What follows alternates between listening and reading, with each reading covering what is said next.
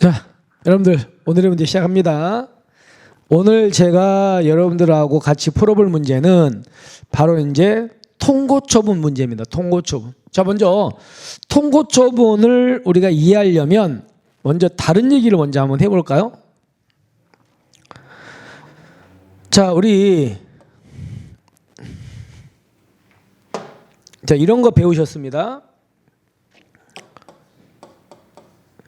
A라는 사람이 이제 행정법을 위반했어요. 법을 위반한 사람한테 이 사람한테 이제 처벌을 하는 게 뭐가 있습니까? 처벌하는 게 행정벌이라고 하잖아요. 그죠? 근데 행정벌에는 이 처벌의 종류에 따라 가지고 뭐가 있냐면 행정 무슨 벌? 형벌이라는 게 있죠. 그죠? 그다음에 두 번째가 뭐가 있다? 행정 질서벌이 있는 거 아닙니까? 그래서 이 행정형벌은 행정법을 위반한 사람한테 말 그대로 형벌을 때려요. 형벌. 형벌이 뭐예요? 사형, 징역, 금고, 자격상실, 자격정지, 벌금, 구류, 과료, 몰수. 그죠? 그다음에 여러분 질서벌은 뭘 때리는 걸 우리가 말한다고요? 여기는 일명 과태료라는 걸 때리는 건 맞죠, 그죠? 근데 문제는 이 행정형벌을 부과할 때는 당연히 여러분들 형벌 부과는 형벌을 때리려면요 당연히 뭘 엽니까? 재판을 열어야 돼요, 그죠? 무슨 재판? 형사재판. 누가 기소해서? 검사가 기소해서 재판. 그럼 여러분들 검사의 기소나 법원의 재판은 무슨 법에 나와 있습니까? 형사소송법. 따라서 원칙은요 형사소송법에 나와 있는 절차를 지켜서 형사법원이 때리는 게 원칙이에요. 이게 원칙이야. 원칙. 근데 형벌 중에 20만 원 이하의 벌금, 구류, 과료는 어떻게 할 수 있습니까? 즉결심판. 그죠? 그래서 예외 중에 뭐가 있냐면 즉결심판이라는 게 있다는 거지. 즉결심판. 그 다음에 또 하나 예외가 있죠. 예를 들어 볼게요. 내가 길거리에다가 노상방뇨했어요. 그럼 노상방뇨 얼마짜리입니까? 알다시피 10만 원 이하의 벌금, 구류, 과료잖아요. 그러면 10만 원 이하의 벌금, 구류, 과료는 형벌이거든요. 형벌.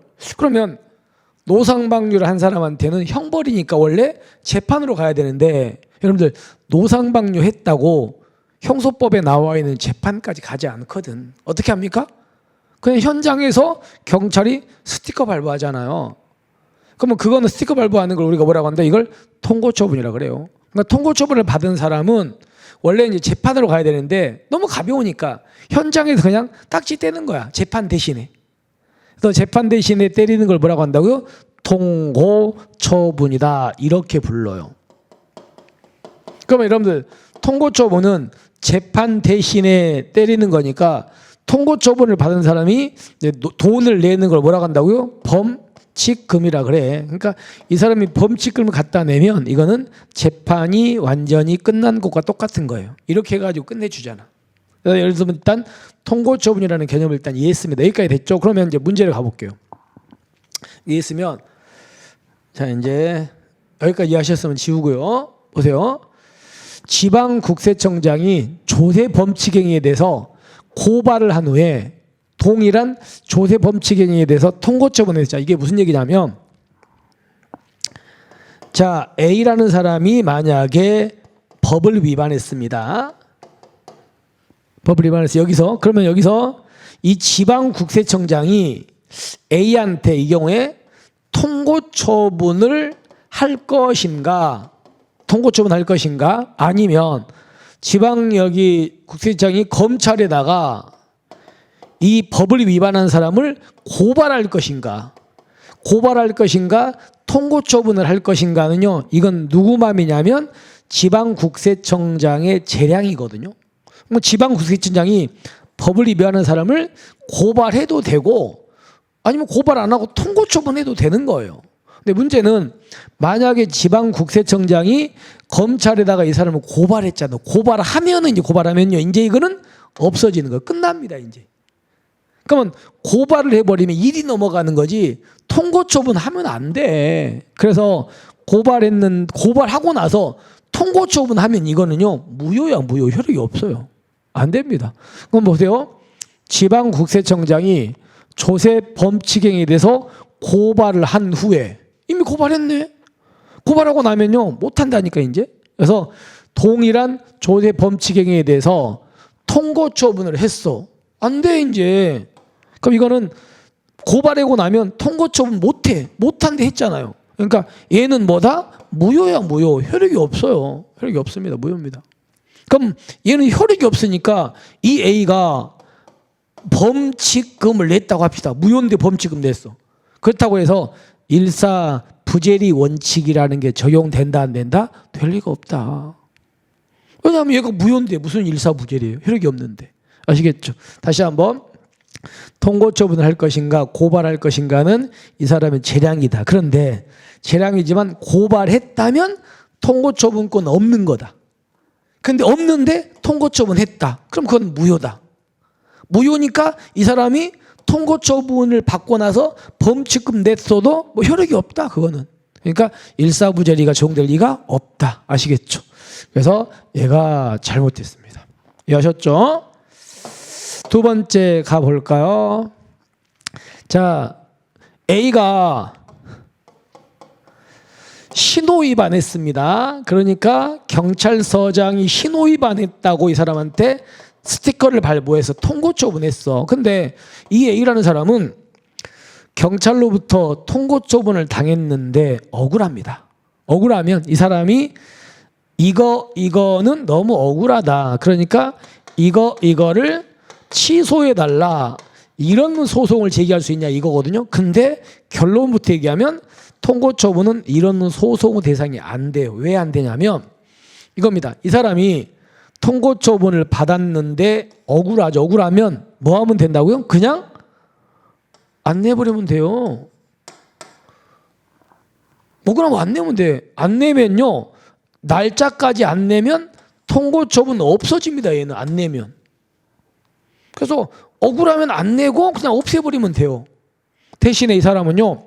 여러분 알다시피 통고 처분을 받은 사람이 안 내면 어디로 넘어갑니까?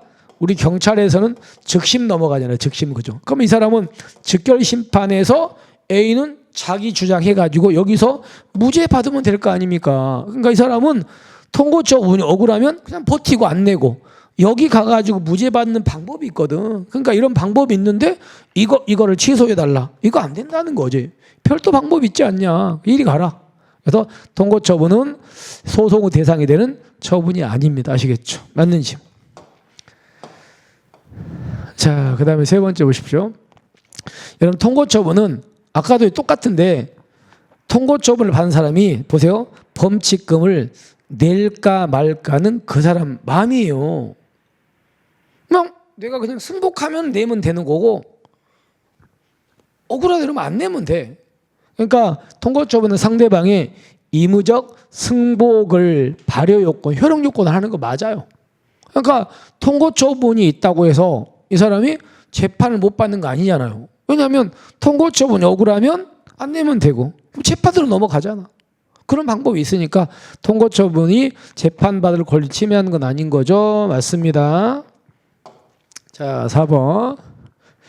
자, 여러분들 통고 처분을 아까 제가 통고 처분을 할 것인지 여부는 얘기했죠. 아까 똑같아요. 관세청장, 세관장의 뭐다? 재량이다. 재량에서 그래서 관세청장이나 세관장이 통고 처분을 하지 않고 고발했다고 해서 잘못된 게 아니잖아요. 그러니까 통고 처분을 할 것인가 고발할 것인가는 재량이야. 재량.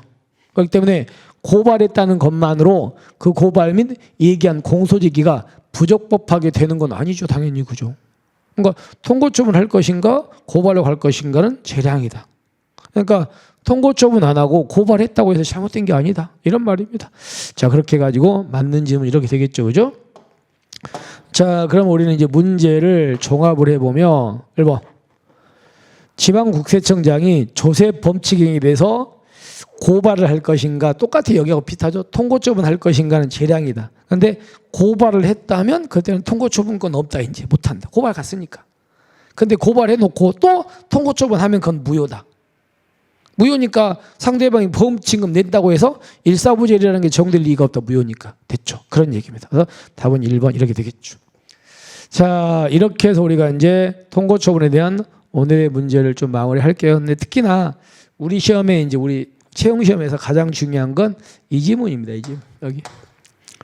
자, 통고처분은 무슨 성 없다고요? 처분성 없어. 그러니까 이거를 취소해 달라는 항고소송의 대상이 됩니까 안 됩니까? 안 됩니다. 아시겠죠? 자, 이렇게 가지고 마무리하시면 됩니다. 자, 이렇게 해서 이제 통고처분을 우리가 정리를 했고요. 이제 내일은 행정벌 중에서 우리 질서벌 같은 거 있잖아. 뭐 그런 것도 좀 볼 겁니다. 자, 이렇게 해서 오늘 마무리하고요. 고생하셨고, 자, 틀리지 않게 다시 한번 꼭 숙지하시고, 그리고 그동안 풀어봤던 것들 중에서도 또 자주 틀린 것들은 자꾸 좀 반복하시기 바랍니다. 자, 오늘 고생하셨고요. 우리는 내일 뵙겠습니다. 수고하셨습니다.